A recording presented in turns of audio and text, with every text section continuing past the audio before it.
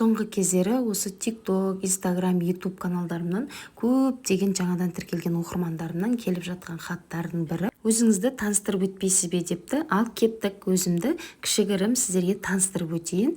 Есімім Айгерім, жасым 33-те, 8 баланың анасымын. Қазір декретте, үйде безденник болып отырған жайым бар. Өзім Приозерск қаласының қызымын. Өзім ұлы жүз Жалайырдың қызымын. 2014 жылы сентябрь айында 23 жасқа тола сала Жамбыл облысының Луговой ауылының жігітіне тұрмысқа шығып, Керей елінің ең кенже келіні болдым.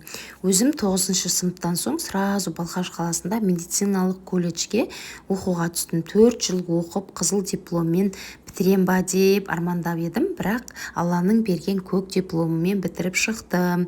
Осы 3 жыл жатақханада жаттым. Мен үшін ең керемет, қайта оралмайтын қызықты күндерім сол жатақханада өткен болатын. Оқуды бітірген соң сол Балқаш қаласында жұмысқа кіремін ба деп ойлағанмын, бірақ мама үйге қайт деген соң ауылыма қайтып оралып, сол жақтағы скорыйға жұмысқа орналастым. 3 жыл бойы сол скорыйда жұмыс жасадым. Ол кездерде мен үшін керемет кездер болатын. Солай жүріп, Аллам қосқан жүрегімнің жартысын тауып, көзді жұмып тұрмысқа шығып кетті. Енді менің студенттік кездерімді, тұрмысқа шыққан кездерім жайлы әңгіме айтатын болсам, сіздер жалық кететін шығарсыздар, миларыңыз ашып, ол жайында келесі бір видеоларда айтып берейін ба, сіздерге қызық па? Негізі комментария жазып кетіңіздер. Солай 3 ұйықтасам да үлкен көп балалы отбасына келін болып түсем деп ойламаппын. Қазір енді қайната қайнағамен тұратын жүрегі ақ, иманды келінмін. Өкінішке орай енем жоқ. Мен негізі қыз кезімде көп айтатынмын, мама деген көбінесе бізге айтатын: үйді жинаңдар, тазалық өздерің үшін, ертең келін боласыңдар бір үйге деп. Енді қыз баланы солай үйретеді ғой, тәрбиеге.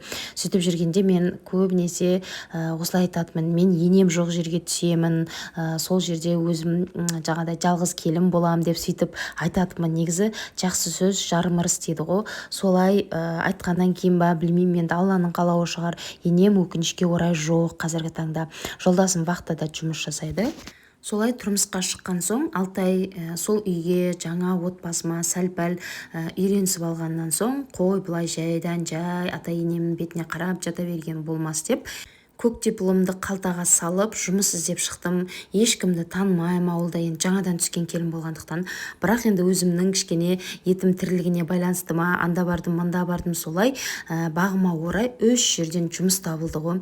Сөйтіп біреуі скорыйда, екінші қарттар үйіне, және де садикке. Сонымен енді скорый енді ночпен істегеннен кейін жолдасым ол жаққа жұмысқа жібермеді. Екінші ол қарттар үйі, ол жаққа да болмайтын болды. Енді азаннан кешке дейін ең дұрысы осы садик болды. Үйге де жақын, обедке де үйге келіп кетуге болады да. Солай жұмысқа документтерімді жинап кіріп кеттім аяқ астынан. Ол кездері менен TikTok, Instagram, YouTube дегендер жүргізбейтінмін.